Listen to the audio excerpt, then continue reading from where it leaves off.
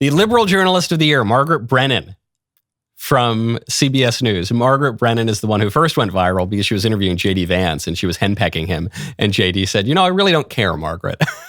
I really don't care what you have to say. I'm going to fulfill what the voters asked us to do in November. And she just keeps coming up with all these strikeouts. She was interviewing a conservative member of Congress about USAID, got totally demolished. And here she's interviewing Secretary of State Marco Rubio and making the head scratcher claim that free speech caused the Holocaust. Well, he was standing in a country where free speech was weaponized to conduct a genocide. And he met with the head of a political party that has far-right views and some historic ties to extreme groups. The context of that was changing the tone of it. Look at Rubio. And you know that the censorship I have to disagree with was you. Specifically about the right. No, I have to disagree with you.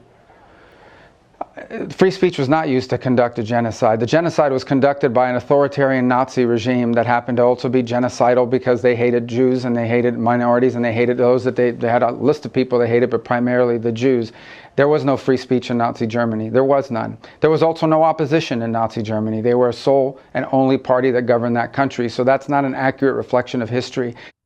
Free speech was weaponized to conduct a genocide. So claims Margaret Brennan of CBS. Now, I don't know if you guys are history buffs or anything like that, but one of the very first things that the Nazis did when they came to power was to drastically curtail free speech. Just 1933 alone, just focus on 1933. There was the editor's law, which said that only Aryans could be journalists. There was the law, of course, against the formation of political parties that turned Nazi Germany into a totalitarian state. There was the Reichstag fire decree, 1933, also severely curtailed civil liberties. What is she talking about? I mean, I think that there are plenty of criticisms about the way that liberals talk about free speech, but this is an extreme example because they clearly they don't even know what they are trying to mean by free speech. If the Holocaust was caused by free speech, what definition of free speech could you possibly give that would satisfy that claim? I don't think you could give one. Right now, go to expressvpn.com/Michael Knowles Show. Going online without ExpressVPN, it's like driving without car insurance. You might be a great driver, but by the looks of everyone else on the road these days, why would you take the risk? Every time you connect to an unencrypted network in cafes, hotels, airports, your online data are completely exposed. Any hacker on the same network can gain access to your personal data. We're talking about your passwords. We're talking about your bank logins, your credit card details, everything. Here's the scary part. It does not take much technical knowledge to hack someone. Just cheap hardware is all that's needed. I love ExpressVPN because I'm kind of a Luddite. So ExpressVPN, it's on my devices. I click one button, boom, I'm logged in. I don't need to think about it again.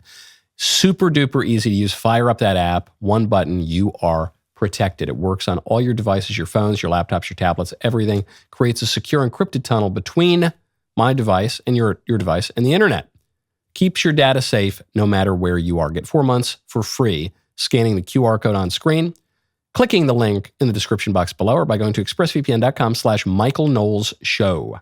Even more important, perhaps, than this ridiculous nonsense about speech in Nazi Germany, other things have happened in history beyond the Holocaust and World War II.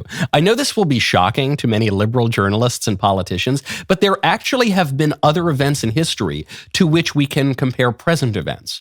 Well, maybe they can't compare present events to anything else because they don't know about anything else that ever happened in history. But there is an irony here, which I have found.